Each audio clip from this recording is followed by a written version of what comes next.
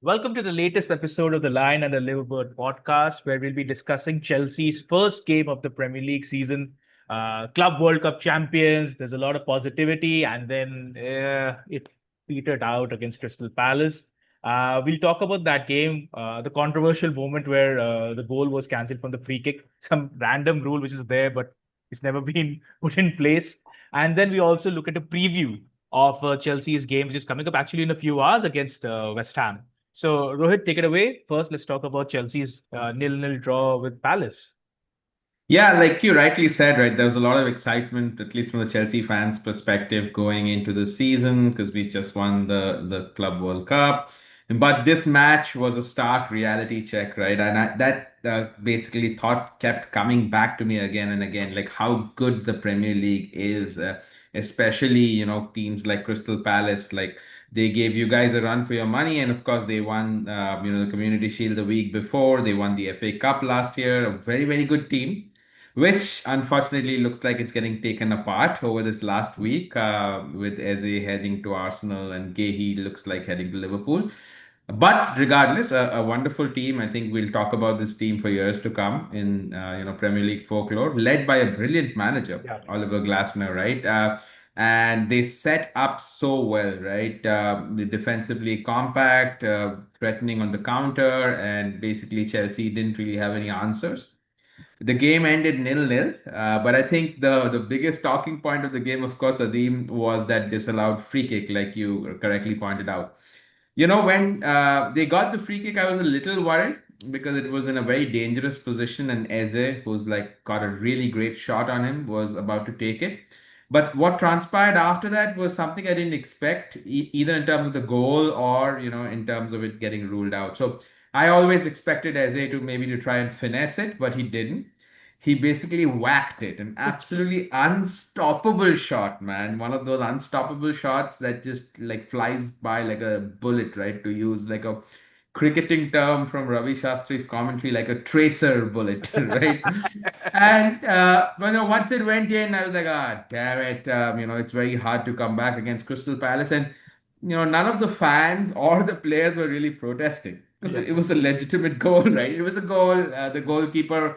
The only interesting thing was Robert Sanchez was looking at the wall and saying, "What the hell? What the hell did you guys do? Your job as the wall is to protect that ball, right?" And then, of course, we got to know that VAR has basically poked their nose into this particular thing. Good for us, Chelsea fans. And in the replay, what we saw was Mark Gahey basically shoving Caicedo, who wasn't in the wall. And Caicedo, who's normally a strong player, he for some reason, just happened to be weak at that point of time. I guess it's smart, right? And he kind of collapsed, and that meant that he got very close to the original wall. And apparently, there is some rule, I don't know, X number of meters or Yeah. yards So you're away. supposed to be, Yeah. I think 2 yards away from the wall or something like that. So the funny thing I just want to cut in is that they've never used this rule previously. Like there are a lot of goals that have gone in where you could question the positioning of the attacking player, but they suddenly remembered, oh wait, there is such a rule, and yeah, VAR being VAR. So Yeah, uh, so I mean, of course, it's good for us Chelsea fans, but only time will tell if they basically enforce this rule in all the games going forward. they won't. Anyways, They yeah, won't. They won't. They won't. It's there you VAR. go. They There won't. you go. But anyways, the match went on, and the main takeaway for Chelsea was Chelsea's attack was not gelling very well. Mhm. There are some obvious reasons to it, right? The first one being we are a little undercooked, right? We just had basically 10 days of preseason because we had to take, our players had to take 3 weeks off after the Club World Cup, and we just got 10 days of preseason. So obviously, Crystal Palace were better physically prepared. The second thing is kind of interesting, Adim. Here's where I want to pick your brain, right? Uh, Maresca had started complaining about centre backs even before this match, right? You could say rightfully so, because Colwell just got injured. He got an ACL surgery. He's out for the season, and he is a very critical cog in our wheel, right? He's a CCB as they call it, center back, who's really good at passing the ball out from the back. On top of that, our other left-footed centre back option, Badia Shield, is also out injured, right? And so Maresca, before the match, one of the press conferences, he came out and I think somebody asked him, "You still have quite a few center backs, is it possible to replace Colwell or do you want a new center back?" So he threw two of the players under the bus. He said, Fofana played Colwell role in one game and that was like our worst game of the season. I Wow. don't know how Fofana would have taken that. Subsequently, Fofana did delete a lot of Chelsea stuff from his Instagram and people got crazy. And then about Badiashile, he talked about the Conference League final. And he said when Badiashile was playing that position, we were trailing 1-0 at halftime. And when Colwell came on, we won the game 4-1, right? That's not a very nice thing for the coach to come out and say in the press conference. Not only are you throwing two of your own players under the bus, you're also putting immense amount of pressure on your hierarchy. And this is the third thing, right, Adim? I think once you start making excuses about, things in your team, your players, it kind of seeps through to them, right? Because of course, Maresca's system is very chess-like, precise movements and shit like that. But end of the day, a manager or a coach has to deal with these things, right? You can't just say, I need this specific kind of player playing this specific role. I mean, you'll never get that. Injuries are a part and parcel of the game.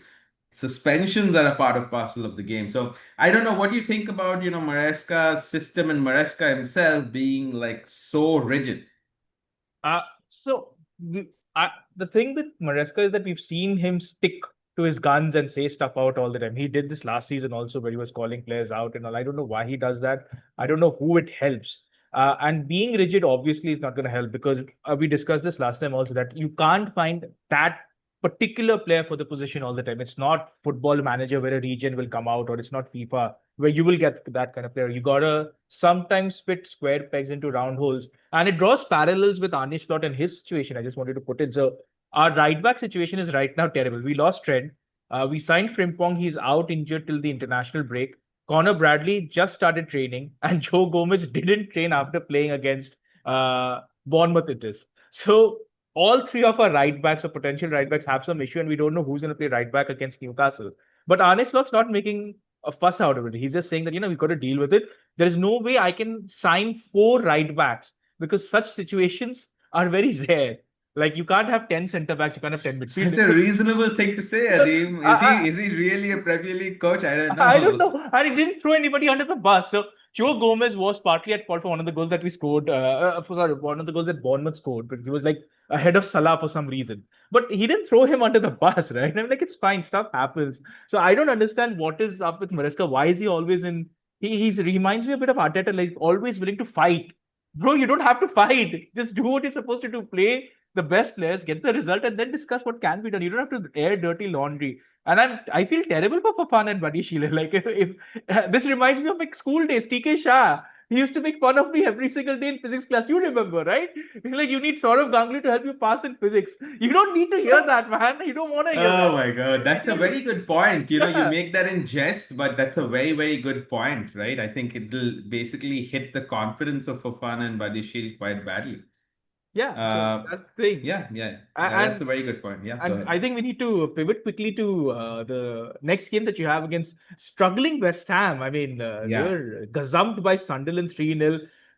Great return for Sunderland, but what's going on Yeah. with West Ham? I mean, they've got Uh, a decent manager, but surely Yeah. this is a win for Do Chelsea. they Surely. do they have a decent manager? I don't know. Oh, So let me quickly round out one more point I wanted to make, and that then we'll segue into the West Ham game, right?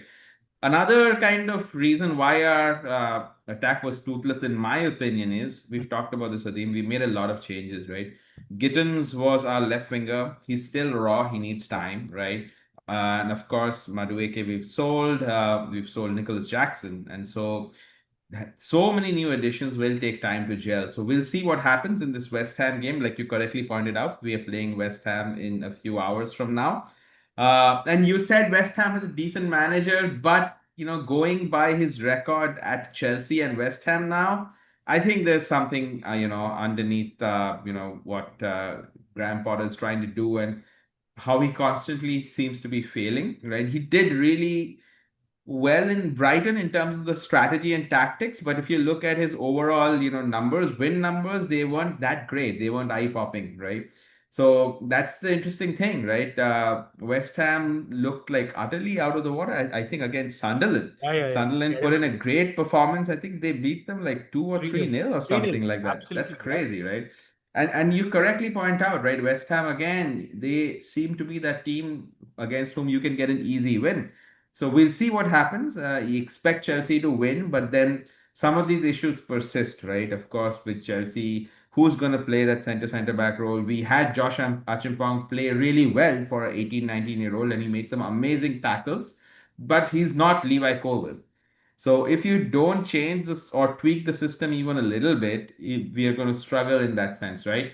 Uh, in terms of West Ham, I don't know. I mean, do you think they'll get relegated this year, Adeem? Especially seeing how well Sunderland did and Leeds as well. Leeds, I think, beat Yeah, one of Everton. the, yeah, beat Everton 1-0. So, West Ham, I do fear for them, but it also depends on how the three promoted sides do. So, this could be the new bounce that they just come back to the Premier League again, both of them, especially Sunderland, like they've come back after, I don't know, a decade or something. So, we need to see how they do against some of the other clubs because that team could beat it out. West Ham still have some decent players. I mean, let's not rule it out. But I think they'll be one of the clubs fighting with the three promoted sides to avoid relegation. That's for sure. Yeah, yeah. I think I'll quickly give a early shout out. I think Sunderland survived because Okay. I don't know if you've seen the number of players they've bought and the caliber of players they've bought. So there's this one guy called Diarra, Habib Diarra, that they bought from Strasbourg, Chelsea's sister club. He's a really good, up and down box to box midfielder, and he had a really good game. And not just that, they've also combined that with the experience of Granit Xhaka, Yeah. right? So this is very smart recruitment. I think they'll survive. So maybe West Ham go down. Let's see what happens in the game later today, and then we'll come back and talk to you guys next week sometime. All right. Bye bye. Bye bye.